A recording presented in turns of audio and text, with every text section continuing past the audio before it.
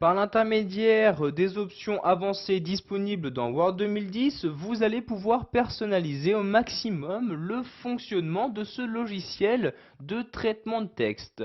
Donc pour accéder tout d'abord à ces options avancées, vous vous rendez dans le menu Fichier. Donc je me rends en haut à gauche et je clique ici sur Fichier. Une fois le menu Fichier ouvert, je vais descendre et cliquer ici sur Options comme ceci. Donc la fenêtre des options c'est maintenant ouverte. Je vais ici me rendre dans la catégorie de gauche et cliquer ici sur Options avancées.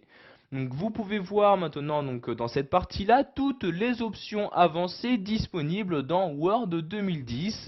Donc vous voyez ici les différentes cases correspondantes au texte. Donc, par exemple, pour accéder à un lien hypertexte, donc pour utiliser ce lien hypertexte, vous avez la possibilité de faire un contrôle plus le clic de votre souris.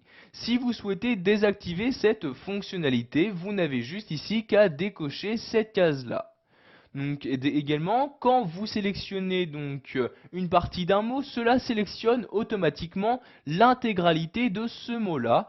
Donc si cela vous gêne et que vous souhaitez juste vraiment sélectionner caractère par caractère, vous n'avez juste ici de nouveau qu'à décocher la case correspondante. Donc vous faites ceci pour toutes les différentes options disponibles. Ici donc il s'agit des options d'édition.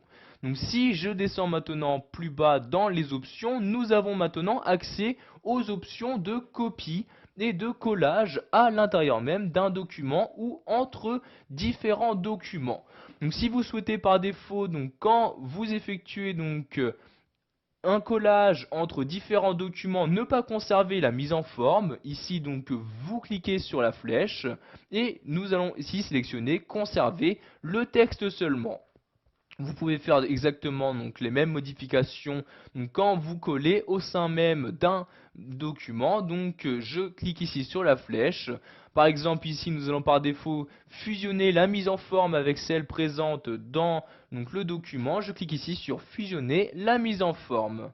Donc vous pouvez également gérer le collage quand vous collez à partir d'autres applications, comme par exemple les versions antérieures de Word ou encore OpenOffice Writer, etc. Donc je vais de nouveau descendre dans les options. Donc ensuite vous allez pouvoir gérer la taille et la qualité de l'image, des images que vous allez insérer ici dans ce document-là.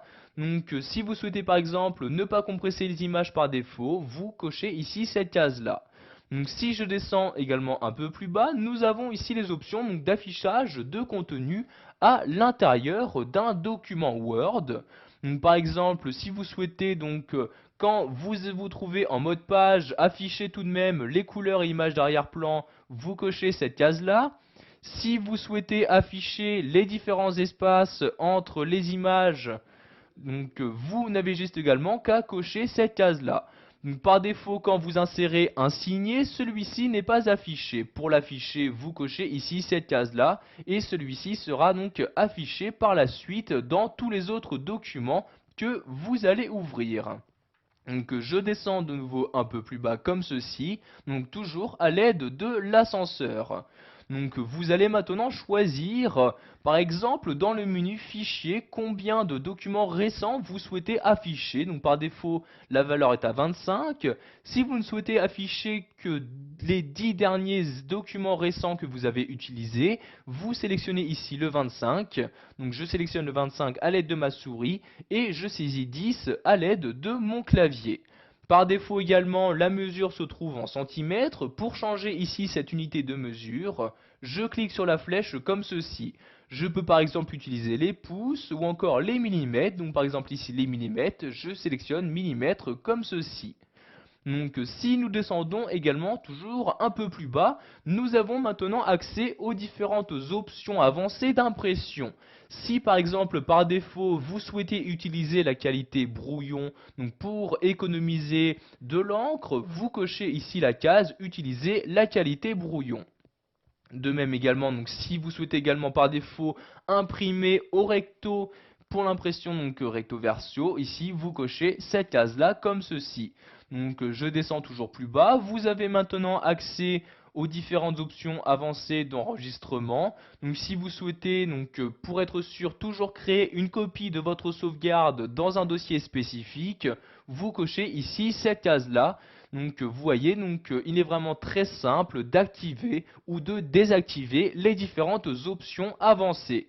Donc pensez bien, après avoir modifié toutes ces options, à cliquer ici en bas sur OK pour valider vos changements. Donc ici je clique sur annuler pour fermer la fenêtre. Voilà, vous savez maintenant comment configurer les options avancées dans Word 2010.